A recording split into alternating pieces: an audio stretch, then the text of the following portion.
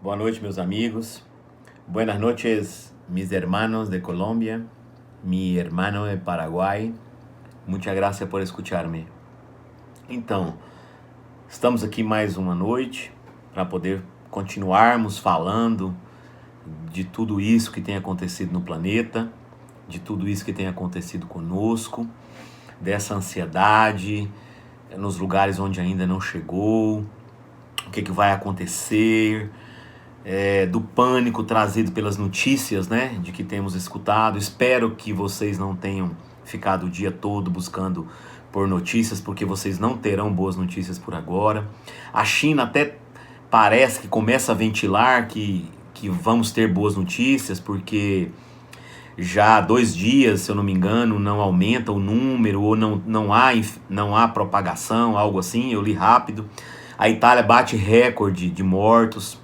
E ontem eu estava até mais animado em relação aqui ao condomínio, poucas pessoas circulando na rua, os prestadores de serviço foram proibidos de entrar, proibiram as obras, as reformas, pessoas reclamaram pensando ainda de maneira individual e devemos pensar de maneira coletiva a partir de agora, principalmente nós que já podemos estar alguns dias dentro de nossas casas.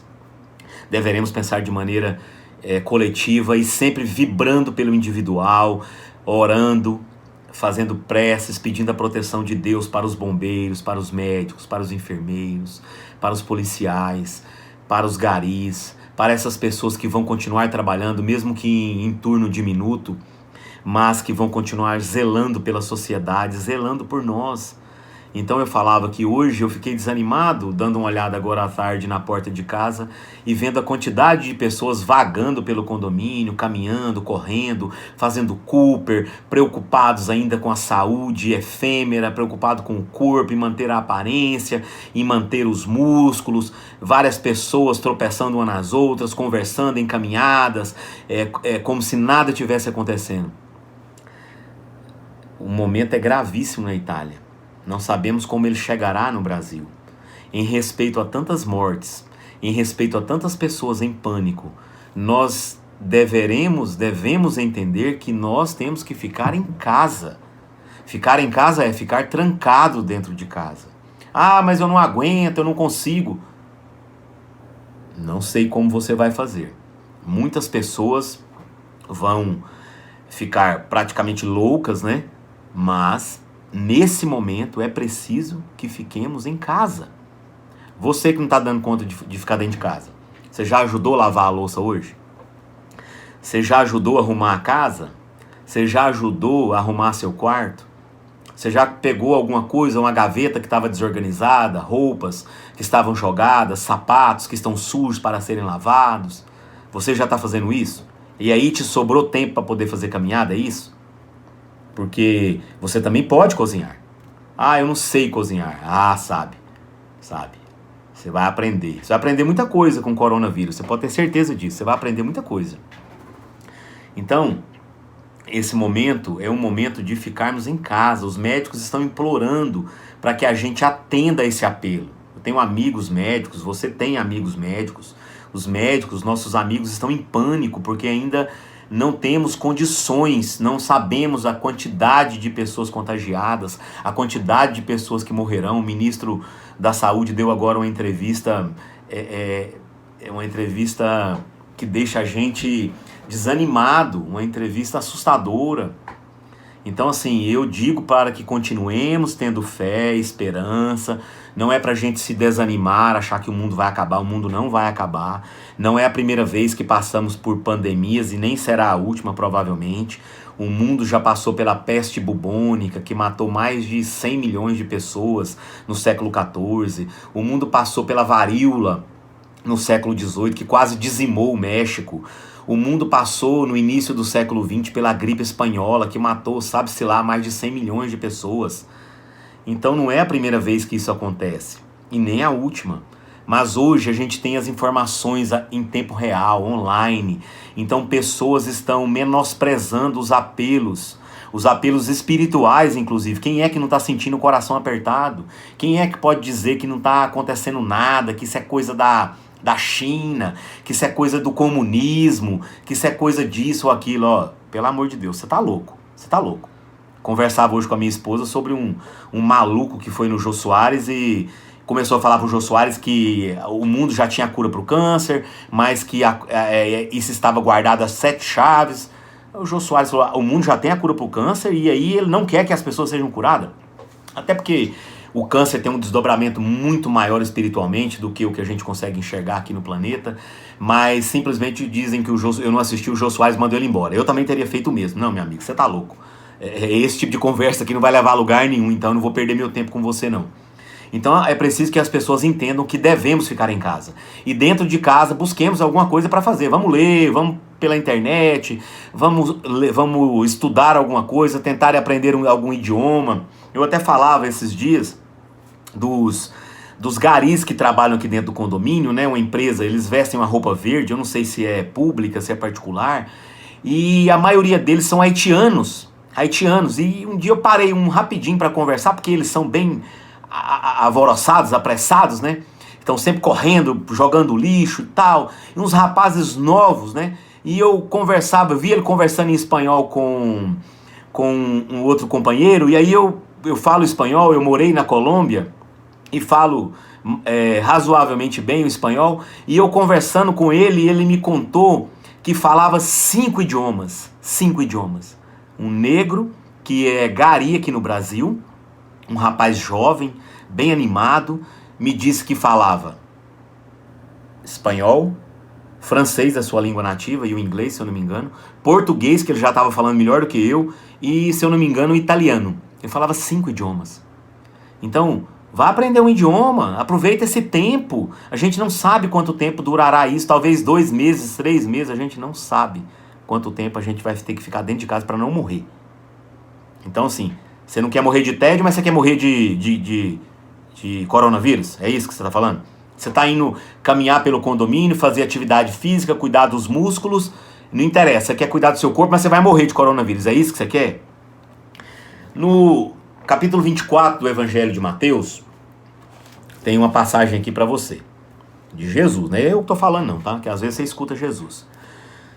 O capítulo 24 até o 28, né, que o Evangelho de Mateus tem 28 capítulos, já é aquela parte triste do Evangelho, né, da crucificação, Jesus já prevendo as dores, né, a crucificação. E aqui no capítulo 24, no versículo 15, tem uma mensagem de Jesus.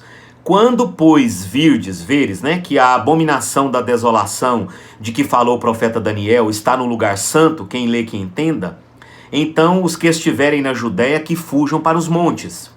Você que está no trabalho, vai para dentro da sua casa. E quem estiver sobre o telhado, não desça a tirar coisa alguma de casa. E quem estiver no campo, não volte atrás para buscar as suas vestes.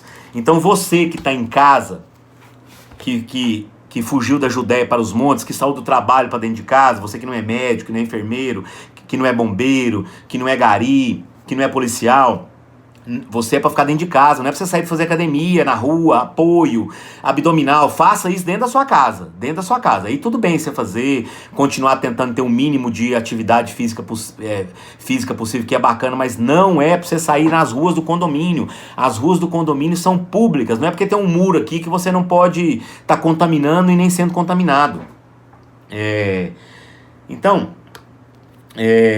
Separei aqui algumas leituras, eu até prometi para minha amiga Márcia que eu tentaria ser mais resumido hoje, eu não sei, eu vou trazer algumas leituras aqui por intuição, talvez pela presença, pela ajuda dos espíritos, dos nossos amigos espirituais que nos ajudam, que nos sustentam, né?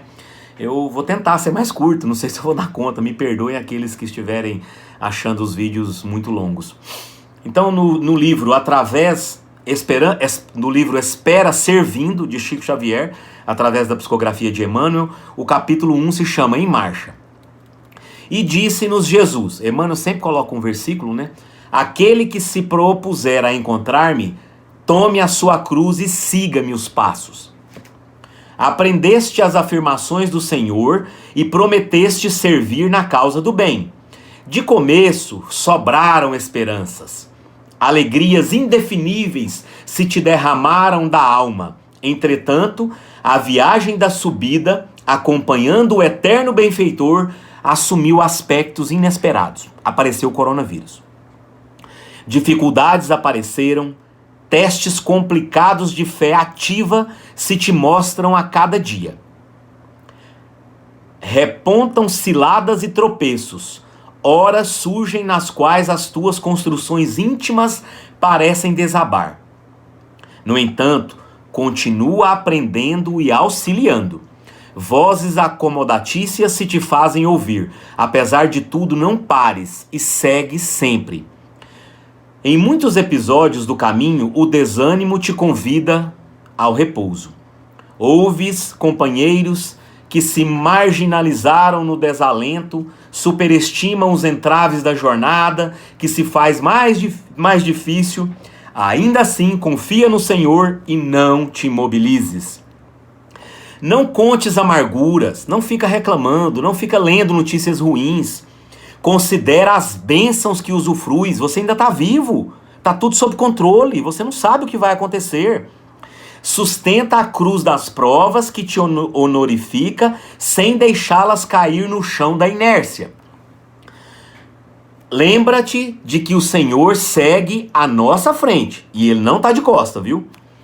Ainda mesmo sob as pedradas da incompreensão, esquece o mal e faz o bem. Você pode fazer o bem dentro da sua casa em quarentena. Haja o que houver, não retrocedas. Não retrocedas. E quando porventura as trevas te pareçam adensar naquela noite escura em derredor de teus passos, recorda que a sombra espessa da meia-noite é sempre anúncio de novo alvorecer. No pior ponto da madrugada, o mundo caminha para o amanhecer. Então, nós devemos assim, nós não temos informações, nós não temos provas de que devemos desanimar, de que tudo está acabado. Muito pelo contrário, deveremos continuar tendo esperança, sintonia com o bem.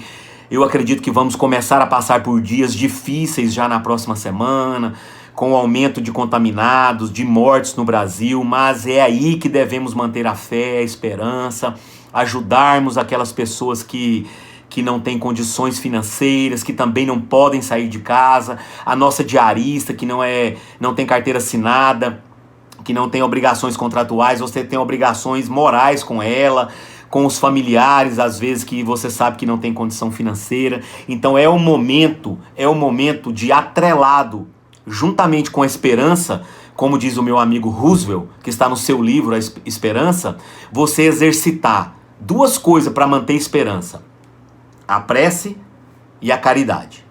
Você pode exercitar essas duas coisas. Prece pelo planeta, pelos bombeiros, pelos médicos, pelos enfermeiros, pelos garis, pelos policiais, por todas aquelas pessoas do supermercado, da farmácia que vão continuar trabalhando, da limpeza urbana, mesmo às vezes em menor escala, mas prece por essas pessoas, por você, pela sua família, pelos seus familiares, mas também caridade. Não só a caridade financeira, não só a caridade moral. Nós vamos aqui tentar ler um pouquinho do capítulo 13 do Evangelho segundo o Espiritismo. Não saiba a vossa mão esquerda o que faz a vossa mão direita. É momento de exercermos a caridade sem ficarmos fazendo propaganda da caridade. Então, é nesse momento que nós vamos nos diferenciar uns dos outros. E isso vai ajudar na sintonia. Muito. Você dentro da sua casa, conforme eu disse, pode transferir uma quantia para alguém. Você dentro da sua casa pode fazer doações. Vão aparecer aí inúmeros programas, pessoas que vão estar incumbidas disso, responsáveis por isso. Acredite nessas pessoas. Não é momento de você pensar: eu não vou doar pro mendigo porque ele vai beber, porque ele vai fumar. Isso não é problema seu. Nós vamos ler isso aqui agora, você vai entender. Então, no Evangelho segundo o Espiritismo, que foi lançado em 1864, né, que é um dos 5 livros da codificação, né, escritas por Kardec, mas através das psicografias dos espíritos, né? Então, e não só por Kardec, né? Kardec tinha uma equipe, né, de médiuns, de companheiros, sua esposa, vários amigos nossos comprometidos com a doutrina espírita, com a codificação. Então, no capítulo 10, amar ao próximo como a ti mesmo, você já começa a ter empatia pelo próximo. Você que tem condição de ajudar, você já começa a pensar: amar ao próximo como a mim mesmo. Aí depois no capítulo 12, amar aos vossos inimigos. Nesse momento você tem que ajudar até aquela pessoa que você não gosta, para chegar no capítulo 13, que a vossa mão esquerda não saiba o que faça a vossa mão direita. Porque quando Jesus fala amar ao próximo como a ti mesmo, amar aos vossos inimigos, ele não está só preocupado com o próximo e com os inimigos, está preocupado com você, comigo, você entendeu? Até porque os inimigos que contraíram algum débito através de alguma atitude ruim para você ou para o mundo, ele vai ter que pagar por aquilo. Então, quando Jesus nos pede isso, é para tentar ainda que a gente não cometa os mesmos erros. Está preocupado com a gente, viu? Fica ligado. Então, no capítulo 13, que a vossa mão esquerda não saiba o que a vossa mão direita, né? Faça o que a vossa mão esquerda não sabe o que faz a vossa mão direita. Kardec começa aqui com alguns itens, né? E depois nas instruções dos espíritos, né? Que são depoimentos já, né? Psicografias, né? Para quem lembra aí do Chico Xavier, são psicografias. E no item 9, a caridade material e a caridade moral, eu vou pegar aqui um pedacinho dele no item 10. Meus amigos, já ouvi muitos de vós a se perguntarem: como poderei fazer a caridade se muitas vezes não possuo nem mesmo o necessário? A caridade, meus amigos, se faz de muitas maneiras. Podeis fazê-la por pensamento, por palavras e por ações. Aí ele dá 2 exemplos rápidos aqui. Por pensamento, orando pelos pobres abandonados que morreram sem sequer terem visto a luz. Uma prece feita de coração os alivia. Pensando, emitindo energias boas para os hospitais, para os policiais, para essas pessoas que vão estar na rua. Então, essa é a caridade por pensamento. Por palavras, dirigindo aos vossos companheiros, fazendo o que eu estou fazendo aqui agora, o que eu estou tentando fazer aqui agora, você também pode fazer, falando com seus familiares, com seus amigos, ligando, usando o WhatsApp, para que eles tenham bom ânimo, esperança. Essa é a caridade por palavras. E por ações, que é a outra caridade, que é o que você vai poder fazer pela sua diarista, que não vai poder vir trabalhar, pelo seu parente menos capacitado financeiramente, por organizações que vão cuidar aí de distribuir cestas básicas, você também pode fazer. Então essa é a caridade por ação. Então você vê aí que não é só caridade material, né, que Jesus nos pedia. Então aqui no item 11, né, do mesmo capítulo, o bispo Argel, né, em Bordeaux, na França, em 1861, nos disse: é na caridade, momento agora de caridade, para a gente adquirir esperança. É na caridade que deveis buscar a paz do coração, o contentamento da alma, o remédio contra as aflições. Olha o momento que a gente está passando de aflição, de sofrimento, presta atenção no que ele está falando. O remédio contra as aflições da vida. Quando estiverdes a ponto de acusar a Deus, lançai um olhar para baixo de vós. Vede quantas misérias a aliviar. Quantas pobres crianças sem família. Quando você estiver querendo blasfemar contra Deus, dizer que o mundo está descontrolado, que Deus deixou que o coronavírus viesse matar sei lá quantas pessoas, você lembra que você não morreu ainda. Você lembra de pessoas lá na Itália que estão morrendo, na China que morreram. Então não é momento de você desesperar e achar que está tudo acabado. Quantos velhos sem qualquer mão amiga que os ampare e lhes feche os olhos quando a morte os reclame. Quanto bem a fazer, quanto bem você pode fazer de dentro da sua casa. Não vos queixeis, ao contrário, agradecei a Deus e prodigalizai em profusão a vossa simpatia, o vosso amor, o vosso dinheiro por todos os que, deserdados dos bens do mundo, definham na dor e no isolamento. Colhereis na terra bem doces alegria, e mais tarde só Deus o sabe. Então olha só, quando ele está dizendo isso aqui, ele está falando, olha, você vai colher muita coisa na terra ainda, se você for uma pessoa caridosa, uma pessoa do bem. Então não é o final do mundo, não é o final da sua vida. Tenha paciência, se acalme, que tudo está sob controle de uma mão poderosa, de uma mão que nos governa há milhões e milhões de anos. Nós não temos nem noção do que já fomos e do que ainda seremos. Então deveremos ter pensamento positivo, deveremos ter esperança, sim, né? não é momento para poder correr, comprar o que a gente dá conta de comprar, esquecer dos outros irmãos. Não é momento para a gente ficar aí caminhando, bebendo, fazendo festa. Vou comemorar aqui na minha chácara só com meus amigos, nós não estamos contaminados. Você tem que ter respeito pelos seus irmãos de humanidade. Você tem que começar a fazer oração, começar a fazer prece, começar a fazer boas leituras, explicando para os seus filhos que o mundo não é só isso aí, ó, ficar buscando materialismo, dinheiro, posses, poder. Olha o que o coronavírus está fazendo com a gente. Cadê o nosso poder? Cadê o nosso dinheiro? Se a gente não dá conta de comprar nem a nossa liberdade, viramos presidiários. Ficamos enclausurados. E é um momento, inclusive, para a gente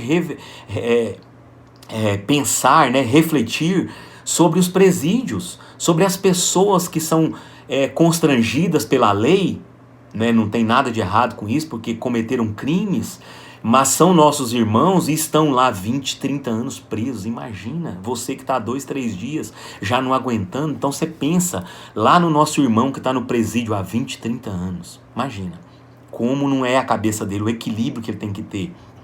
Então, vamos pensar então em coisas positivas, vamos começar a dar valor na nossa família, nos nossos irmãos, nos nossos amigos, nas pessoas que convivem com a gente, né? Eu lembro lá daquela história do poeta, né, Olavo Bilac, lá no Rio de Janeiro, que uma pessoa que não tinha muita ideia do que ele tinha, da maravilha que ele tinha, chegou para o Olavo Bilac e disse assim: olha, poeta, como eu não sei escrever e eu preciso vender o meu sítio, eu gostaria que você fizesse um anúncio. Você deve escrever palavras muito bonitas e vai ser fácil vender o sítio.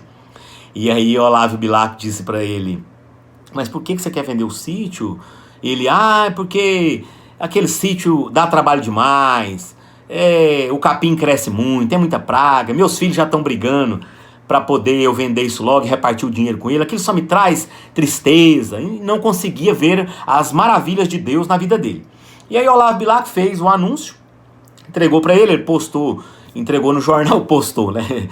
1900 e pouquinho, né? Postou no jornal.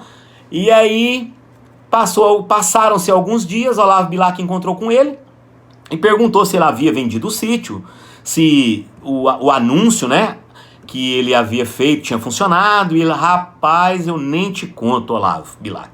Ele falou: o que foi? Não ficou bom? Ele falou assim: ficou bom não, ficou maravilhoso.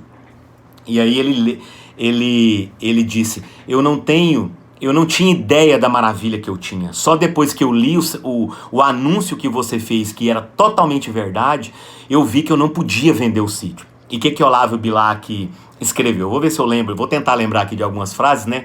Vende-se maravilhosa propriedade onde os pássaros cantam do amanhecer ao alvorecer, cortada por águas cristalinas, cercada por árvores e bosques maravilhosos, verdes, que não existe um verde mais lindo. O céu que vemos de lá não tem céu mais azul no planeta.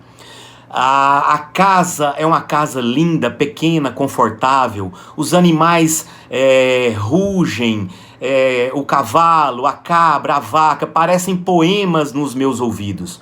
E aí eu vi que eu não podia vender essa maravilha, que eu tinha um tesouro e não sabia. E agradeceu ao poeta.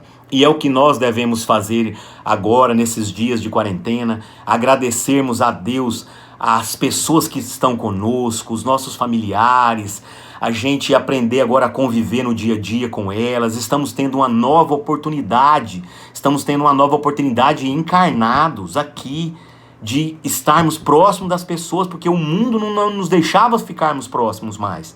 E agora é momento para isso. Então, fica aí a mensagem de hoje, né? Eu até tinha aqui uma leitura do Livro dos Espíritos, eu vou deixar para amanhã. E eu vou encerrar com esse momento, né, um pouco mais alegre aqui, que eu tentei colocar para vocês, né? Eu vou encerrar com a psicografia de Meimei, através de Chico Xavier, que se chama Alegria. A alegria é o cântico das horas com que Deus te afaga a passagem no mundo. Em toda parte desabrocham flores por sorrisos da natureza, e o vento penteia a cabeleira do campo com música de ninar. A água da fonte é carinho liquefeito, no coração da terra e o próprio grão de areia inundado de sol é mensagem de alegria a falar-te do chão. Não permitas assim que a tua dificuldade se faça tristeza entorpecente nos outros, ainda mesmo que tudo pareça conspirar contra a felicidade que esperas. Eleva, pois, os olhos para a face risonha da vida, que te rodeia e alimenta a alegria por onde passes. Abençoa e auxilia sempre, mesmo por entre lágrimas. A rosa oferece perfume sobre a garra do espinho, e a alvorada aguarda, generosa, que a noite cesse, que a noite termine, para renovar-se diariamente em festa de amor e luz. Então, que a gente tenha paciência para ficarmos esses dias em casa, respeitemos os nossos familiares, o lugar de cada um, a opinião de cada um, ajudemos nas atividades dentro da nossa casa, oremos, tenhamos momentos de reflexões, de ficarmos calmos, tentarmos apaziguar o nosso ânimo, de tentarmos meditar um pouquinho, fechar os nossos olhos, tentar escutar o planeta, rogarmos a Deus que o Senhor tenha compaixão de nós. Sabemos que somos culpados, que geramos todos os males no planeta, Senhor. Jesus, sabemos que Deus não nos dá nenhuma praga, que Deus não nos dá nenhum vírus. Tudo isso é causado por nós mesmos, pelos nossos comportamentos, pelo nosso egoísmo, pela nossa busca desenfreada pelo ouro, pela posse, pelo poder, e te pedimos misericórdia, e te pedimos ajuda, que o Senhor, através do nosso anjo da guarda, dos santos, dos espíritos, nos ajude a silenciarmos, a calarmos o nosso coração, para refletirmos, para entendermos o momento, sabermos o que estamos fazendo de errado, como é que podemos ser mais úteis, que o Senhor nos ajude a nos desarmarmos do nosso orgulho, a reconhecermos os nossos defeitos, porque senão não nos corrigiremos, senão o coronavírus não vai ser de efeito para nós, Senhor. É isso que te pedimos, que o Senhor não nos abandone, porque sem ti, Senhor, não seremos nada. Muito obrigado, meus irmãos. Que fiquem todos com a paz de Jesus. Até amanhã.